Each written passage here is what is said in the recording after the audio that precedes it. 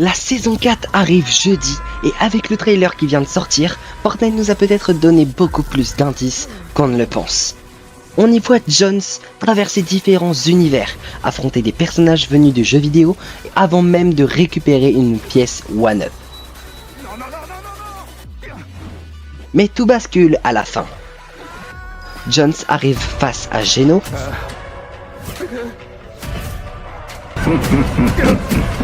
Tu n'auras plus besoin de ça. Puis lui tire à nouveau dessus. Mais John se réveille, ce n'était qu'un cauchemar. Sauf qu'il y a quelque chose d'extrêmement étrange.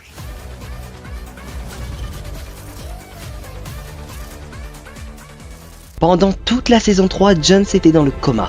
Hop et Banane veillaient sur lui. Pourtant, à son réveil, Hop a disparu. Et ce n'est pas la seule absence inquiétante. Où sont les 7 ? Où sont Sloan et l'institution ? Pourquoi ne voit-on pratiquement personne pour affronter Geno, l'antagoniste principal de Fortnite ? Mais surtout, pourquoi Geno n'est-il plus le même ? Ses yeux sont désormais rouges, son énergie est rouge, sa tenue est désormais traversée par cette énergie rouge. Il semble avoir davantage vieilli, et si tout cela était lié à une seule chose, le cube rouge. Car selon moi, Geno aurait manipulé les réalités depuis bien plus longtemps qu'on ne l'imagine, et son véritable plan pourrait remonter à sa supposée mort dans les comics. Commençons par le mystère le plus immédiat. Pourquoi les 7 ne sont-ils pas présents dans le trailer ? Ma théorie est que la réponse se trouve directement dans le sabotage de Geno durant l'événement Instable, qui, pour le coup, était l'un des meilleurs mini-events. Et je précise bien mini-event. Geno a piraté les systèmes, a pris le contrôle de la réalité, et s'il avait programmé une instruction extrêmement simple, exclure tous les membres des 7. Cela expliquerait pourquoi certains personnages ne semblent plus pouvoir intervenir normalement dans cette réalité. Mais il y a un énorme problème. Les nouveaux 7 ont été recrutés pendant que Jones était dans le coma. Hop est devenu la prophétie, Sloan est devenu l'innovation, l'institution faisait déjà partie des 7, le gardien est également lié à cette nouvelle équipe, mais Jones, lui, il n'a jamais été officiellement membre des 7. Et c'est là que ça devient intéressant, parce que Geno pouvait parfaitement penser que Jones était lui aussi un membre des 7. Après tout, Jones s'est battu à leur côté pendant des années, a sauvé la réalité à plusieurs reprises et est directement lié à la Fondation, le leader de cette équipe. Mais officiellement, il ne l'a jamais été. Donc si Geno a exclu les membres identifiés des 7 du système qu'il contrôlait, Jones aurait pu passer entre les mailles du filet.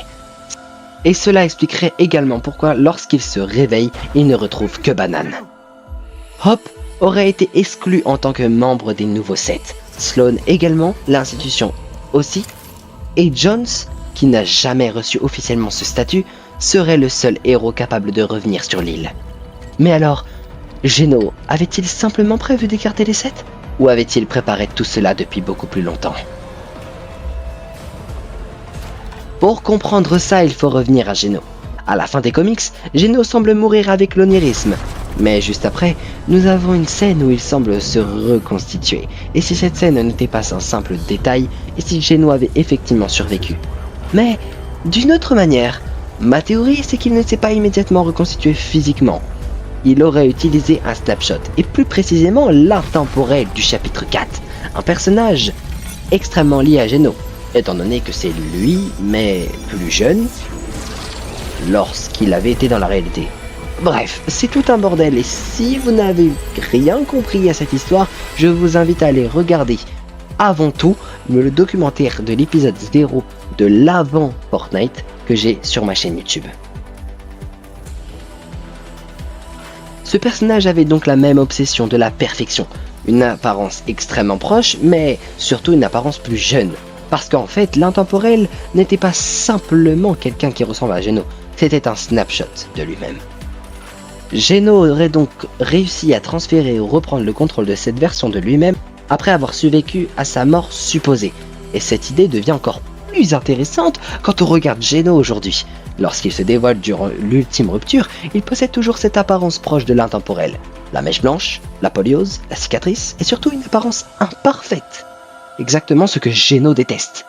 Pour moi, cela montre que nous n'avons jamais vraiment quitté Geno. L'intemporel était simplement une autre version de lui, utilisée comme une pièce dans un plan beaucoup plus grand. Et c'est là que toute la chronologie commence selon moi à prendre un sens. Après avoir repris le contrôle de son snapshot, Geno aurait commencé à manipuler les événements. Cadeau Thorn arrive sur l'île, des tremblements de terre commencent, Sloane réapparaît et finit même par refaire équipe avec Jones, qui vont ensuite utiliser la machine temporelle de Cadeau Thorn. Mais pourquoi Cadeau Thorn est-il arrivé précisément à ce moment-là? Et si son mystérieux maître était Geno? Geno aurait fait venir Cadeau Thorn pour provoquer une succession précise d'événements. Jones et Sloane remontent le temps, les boucleurs repartent dans le chapitre 1, Fortnite OG commence. Mais selon moi, Fortnite OG n'est pas seulement un retour innocent dans le passé, c'est une réalité créée ou manipulée pour permettre à Geno d'exécuter une partie de son plan. Car le Big Bang qui conclut Fortnite OG est extrêmement important. Pourquoi le point zéro provoque-t-il ici une création de réalité aussi massive, alors que pourquoi cette fois-ci un véritable Big Bang se produit-il?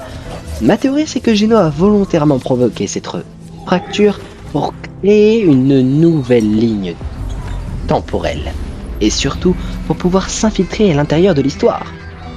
Le visiteur venait d'une réalité inconnue, et aujourd'hui, nous savons que le visiteur était en réalité Geno. Donc pour moi, en fait, cette réalité inconnue, c'était directement la réalité OG. Mais c'est pas seulement pour moi, c'est carrément confirmé. Geno aurait créé son propre chemin pour pouvoir intégrer les événements, infiltrer les héros et se rapprocher progressivement du point zéro sans que personne ne se doute de rien. Son plan n'a évidemment pas été parfait. Depuis que Valeria, la sœur de Hop, au chapitre 5, a ouvert la boîte de Pandore dans sa quête de pouvoir, eh bien, cela l'a extrêmement ralenti, car à cause de Valeria et sa boîte de Pandore, eh bien, ça a fait venir les mythes, Mégalodon, Fatalis, qui ont mené à ralentir et perturber les projets de Geno, qui lui continuait d'attendre. Parce qu'il avait déjà placé quelque chose d'incroyablement important ailleurs. Le cube rouge. C'est ici que ma théorie devient selon moi la plus intéressante. Dans la réalité OG, le visiteur disparaît à travers une faille rouge, et peu après, le cube rouge apparaît, se déplace, active ses runes, et finit par atteindre Loot Lake. Mais ensuite, quelque chose devient étrange. Lorsque l'île du cube apparaît, elle est violette, puis le cube explose, et nous emmène dans l'entremonde, exactement comme à l'époque. Mais cette fois-ci, nous retrouvons le cube rouge, mais également le point zéro.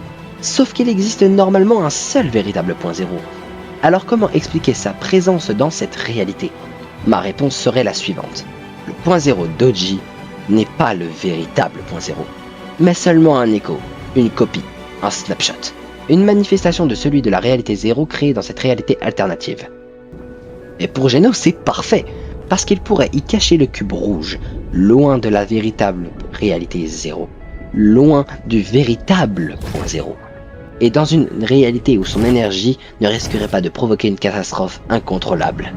Le cube rouge aurait donc été caché pendant tout ce temps, en attendant que Geno puisse enfin l'utiliser. Puis arrivent les événements récents. Jones et Hop localisent un fragment du point zéro, traversent les réalités, les nouveaux sets finissent par se réunir, l'institution arrive. Après l'appel lancé à travers les réalités par Jones lors de l'événement Heure 0, et le point zéro commence progressivement à être reconstitué. Mais Geno intervient, utilise le voyageur noir et pour moi, même le voyageur noir pourrait provenir de cette réalité OG manipulée par Geno, qu'à la place de la reine du cube ce soit le voyageur noir qui contrôle les cubes. Et il y a surtout un détail capital. Il déplace le point zéro vers une réalité inconnue lors de l'événement instable lorsque Geno pirate la réalité. Et si cette réalité inconnue n'était pas justement la réalité OG, comme le nom du visiteur, le nom du skin qui est le visiteur, entre parenthèses, réalité inconnue, alors que nous savons qu'il vient de la réalité OG. La réalité OG est donc la réalité inconnue. Geno rapproche progressivement les deux éléments, le point zéro et le cube rouge. Mais n'oublions pas que dans l'événement Heure 0, Jones a ramené le cube rouge dans la réalité du chapitre 6 afin de mettre en contact le cube rouge et la présence obscure afin de détruire la présence obscure. Car le cube rouge va donc rentrer en contact avec la présence obscure grâce à grâce au mecha des 7 qui était là, je ne sais pas pourquoi, et donc va faire exploser la présence obscure. Mais selon moi, cette explosion n'est pas un accident.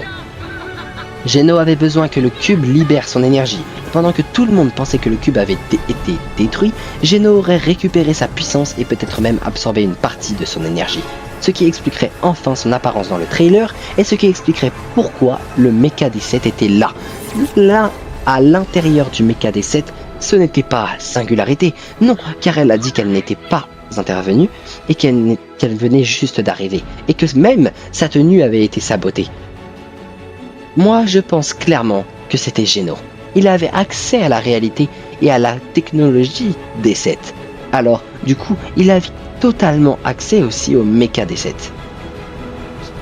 Mais regardez Geno aujourd'hui. Avant, son énergie était principalement dorée. Ses yeux étaient bleus et dans les comics, il possédait son apparence classique. Cheveux noirs, tenue dorée et noire. Mais maintenant, ses yeux sont rouges. Son énergie est rouge, sa tenue est noire, dorée et rouge. Le rouge apparaît également dans son environnement et autour de sa ville, et le rouge est principalement la couleur associée à l'élément le plus mystérieux de cette théorie, le cube rouge. Ah, trop de rouge pour moi. Et d'ailleurs, pour moi, Geno ne l'a jamais réellement perdu. Il l'aurait caché dans la réalité OG, manipulé les réalités pour pouvoir le récupérer, et aurait aussi provoqué son explosion afin d'en absorber l'énergie. Et maintenant qu'il possède cette nouvelle puissance, il ne lui reste peut-être plus qu'une seule chose à récupérer, les derniers 0,1% du point 0. Car le point 0 est désormais presque entièrement reconstitué, et s'il est instable, c'est peut-être parce qu'il manque encore cette infime partie. Cette partie que Geno cherche depuis le début. Alors, la saison 4 pourrait ne pas être simplement l'histoire du retour de Geno, alors la saison 4 pourrait être la dernière étape de son plan. Un plan commencé bien avant sa mort supposée, un plan qui aurait traversé Fortnite OG, le Big Bang et même plusieurs réalités, ainsi les 7 eux-mêmes aussi. Et si ma théorie est correcte, Geno n'est pas seulement de retour, mais a aussi obtenu enfin le pouvoir qui lui manquait, et cette fois, il est peut-être plus proche que jamais de sa réalité parfaite. Et justement, pour moi, ce sera même le chapitre 8. Mais bon, ça, on le verra plus tard.